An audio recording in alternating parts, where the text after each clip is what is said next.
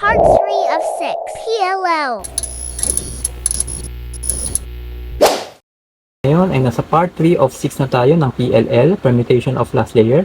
So, gagawin natin yung algorithm para lumabas yung permutation niya. Tapos, gagamitin uli natin para ma-solve siya. So, ngayon, nasa V-perm na tayo. So, gagawin natin yung algorithm niya.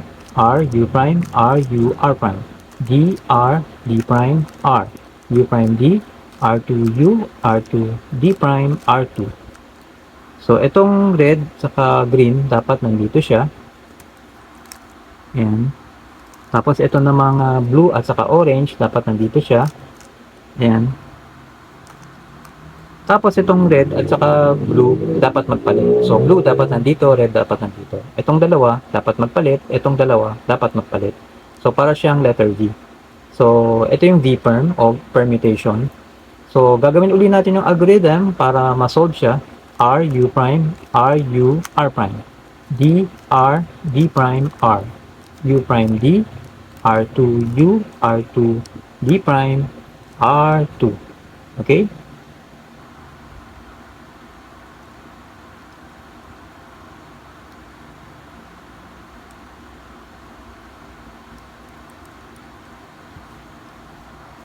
Ito naman yung UA perm. A kasi dalawa siya, AB.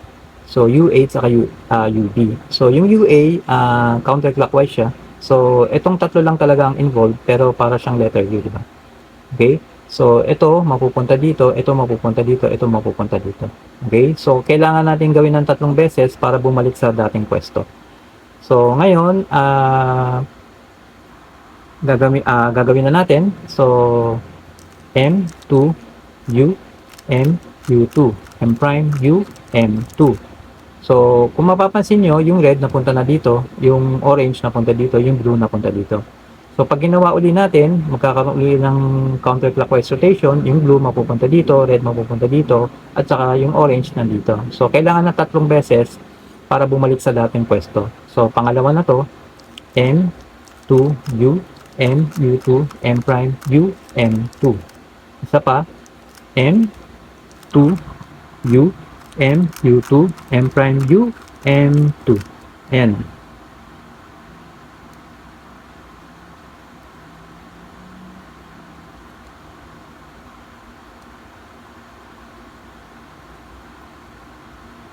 Okay?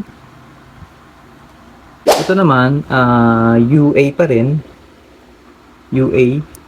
So, pag ganito, counterclockwise pa rin. Okay? Itong tatlo lang ang involved. Pero, para siyang letter U. Okay? Pag sinakop mo yung buo, parang letter U. Okay? Pero itong tatlo lang ang iikot. Counterclockwise. So, UA pa rin, pero algorithm number 2. Okay? So, gagawin natin yung algorithm para lumabas siya. Tapos, gagawin uli natin yung algorithm para ma-solve siya. Okay? So, R, U prime, R, U, R, U, R. U prime, R prime, U prime, R prime 2 times. Okay? So, ayan na siya. Yung red napunta na dito, yung orange napunta dito, yung blue napunta dito. Okay? So, gagawin pa natin ng dalawang beses para bumalik siya sa dati niyang pwesto. Okay? So, R, U prime, R, U, R, U, R. U prime, R prime, U prime, R prime 2 times. Okay? So, isa pa. R, U prime, R, U, R, U, R. U prime, R prime, U prime, R prime 2 times. Ayan na.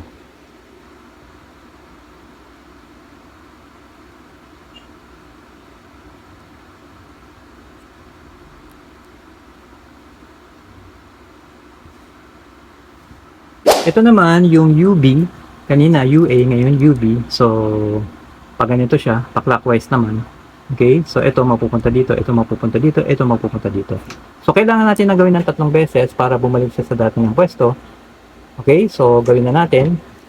M2, U prime, M, U2, M prime, U prime. Tapos, M2.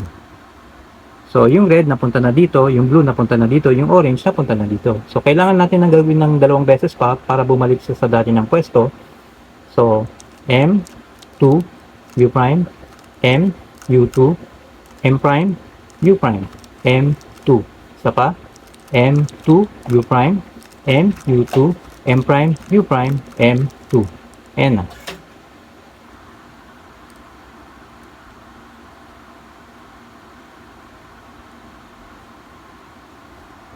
Ito naman, UB pa rin siya, pero ibang algorithm na. Okay? So, gagawin natin yung algorithm para lumabas siya, tapos gagawin natin ng dalawang beses pa para ma-solve siya. Okay? So, R2, U, R, U.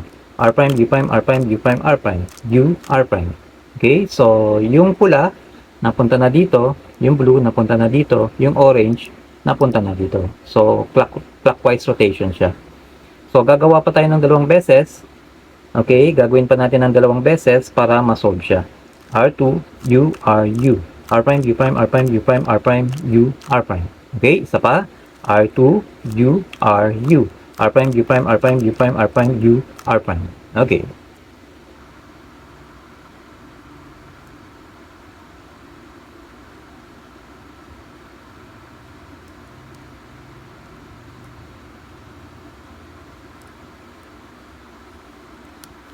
Ito naman yung H-perm. Okay, so gagawin natin yung algorithm niya para lumabas yung H-perm. Tapos gagawin uli natin pag lumabas para ma-solve siya. So, M prime 2, U, M prime 2, U2, M prime 2, U, M prime 2. Okay, so yung blue dapat nandito siya. Yung green dapat nandito siya. Yung orange dapat nandito, yung red naman dapat nandito. Sa madaling sabi, itong dalawa kailangan magpalit, itong dalawa kailangan magpalit. Okay? So, H-perm siya. So, gagawin ulit natin yung algorithm para ma-solve siya. M prime 2, U, M prime 2, U2, M prime 2, U, M prime 2. Ayan na.